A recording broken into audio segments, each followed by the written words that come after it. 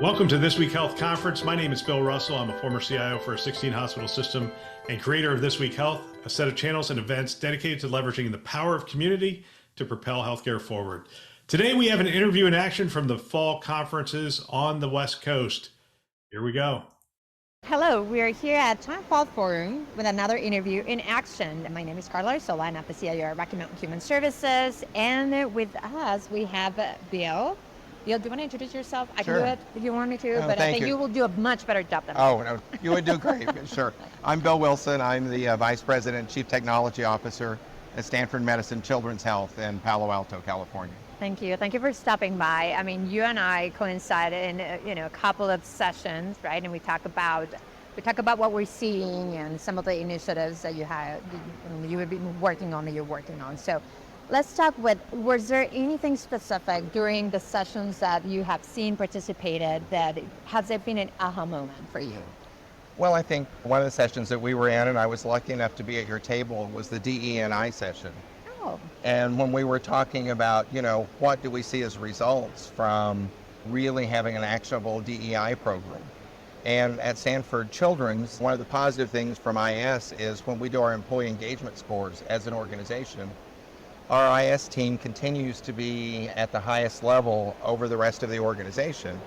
And when we started delving into that, it's really looking at the fact that we have a very diverse group within our IS department. And with that, we embrace the diversity.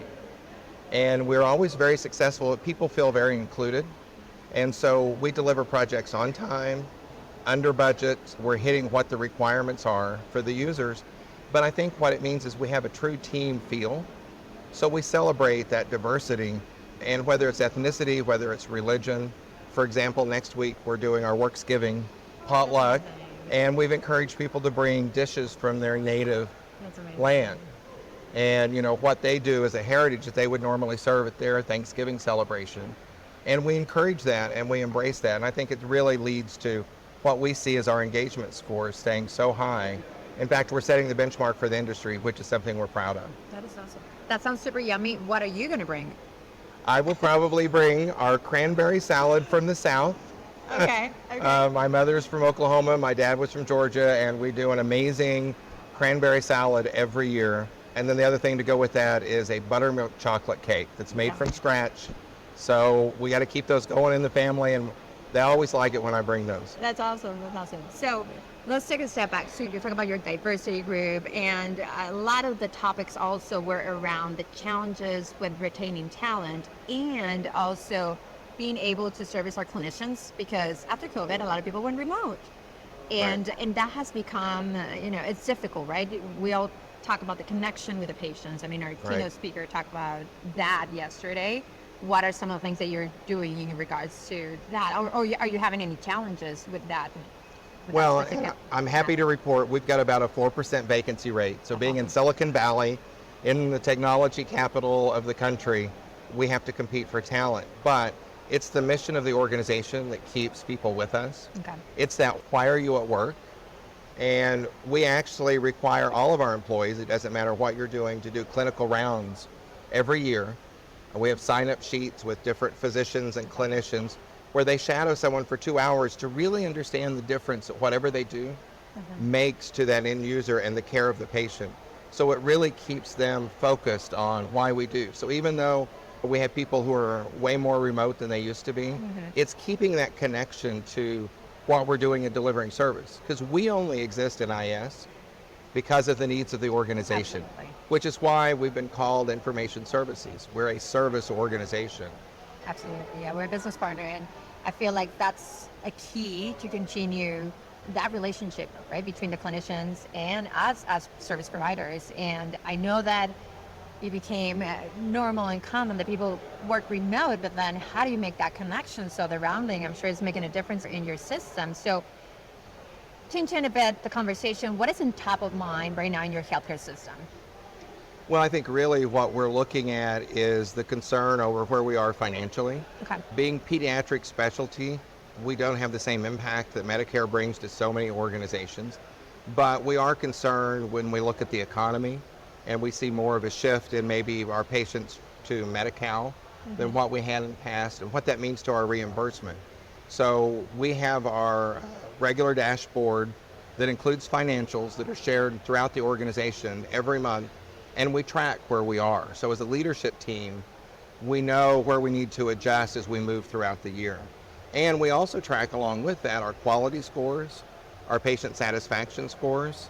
So it's really looking at the tenets that are our 5 pillars that keep us moving as an organization. We want to thank you for a wonderful year. As you know, we have celebrated our 5-year anniversary at This Week Health, and we are going to enter our 6th year of doing this.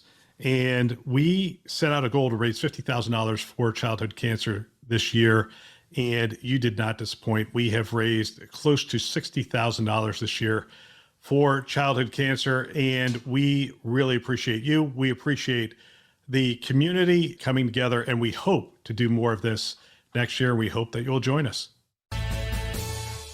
So everybody's talking about AI and what can AI do for us. Some organizations are not ready for it, but you and I mentioned Stanford is a leader in technology theory and innovation. Are you using any of that technology to solve some of the challenges and some of your priorities? Well, we have a large clinical informatics fellowship program. So one of the physicians in there wrote a use case, was shared with Microsoft, and they were blown away by his use case and approved us to be one of the pilots with them. So we have recently set up our Azure tenant with Microsoft. They're providing us with our chat GPT-4 within that environment. So we built our own chatbot.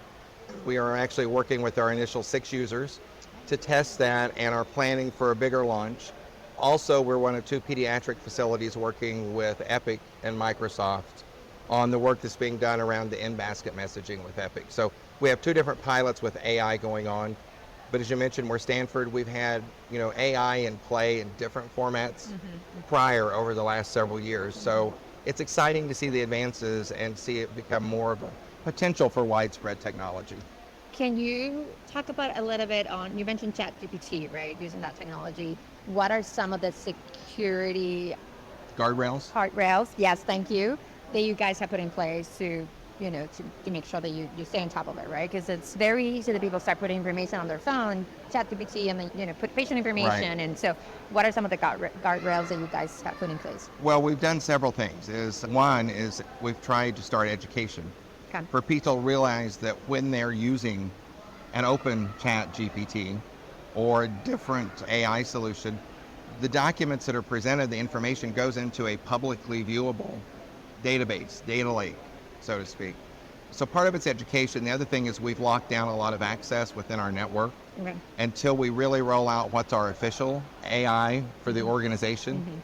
And that was another reason we've worked so carefully with Microsoft in setting up this initial tenant, because it is PHI compliant, it's PII compliant, and the users will have the opportunity to toggle whether or not they're just internal within our client or they're external or it's into the open segment. So we can still provide privacy and security that we need around particular documents or data. That's super exciting. What are you looking forward into 2024? I think in 2024, what we're really looking at is the growth opportunity. We have been working on a new digital experience platform for our consumer side. We were just recognized last week at the HCIC conference for one of the best patient engagement portals for our patients and their families. So that was an exciting award last week. Congratulations. Thank you. So it's really about the whole patient engagement, patient experience, as well as supporting our clinicians, because we all hear about burnout. And that's where we're really trying to target what are the technology solutions that we can be looking at to think how do we handle that while we're also managing within our budget, within our staffing, and all the demands that come from the organization. Absolutely. The uniqueness that we have, I think, at Stanford is we have a strong governance process. So with that, over the years, it's been refined so that all of our leaders help decide on the projects going forward. It's not just projects being presented to an IS governance committee. Absolutely. And they have that value in what is the priority for this year for the organization. So we're trying to really look at that list and refine what are the must-dos for 2024, and then what are the, should do's, and then obviously the nice to do's. The nice to have, yeah. And right now we're evaluating 292 projects for the year. Oh my God. And so we're saying that's a lot. So we've got to refine that down. But I think that's the exciting thing is we truly feel like we're part of operations both clinically and financially with the organization and how we deliver on that. But it's a team effort. It is. Yeah. It's like we always say, right? We are the enablers.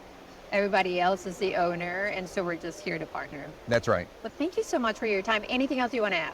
No, it's just been such a great CHIME conference this year. I mean, these are the fun things when we get to share with each other and learn more about each other and what people are doing. And, it's just, that's the excitement that I think comes from this and the new ideas we take back to our teams and talk about. Absolutely. Well, thank you. I appreciate the time. It was a pleasure seeing you again, as always. And again, we can't wait to hear what else are you doing for, your outcomes for next year. Thank you so much, Thank Karla. you so much.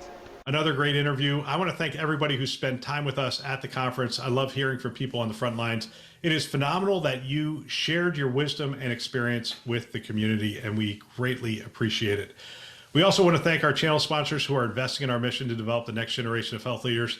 They are CDW, Rubrik, Sectra, and Trellix. Thanks for listening. That's all for now.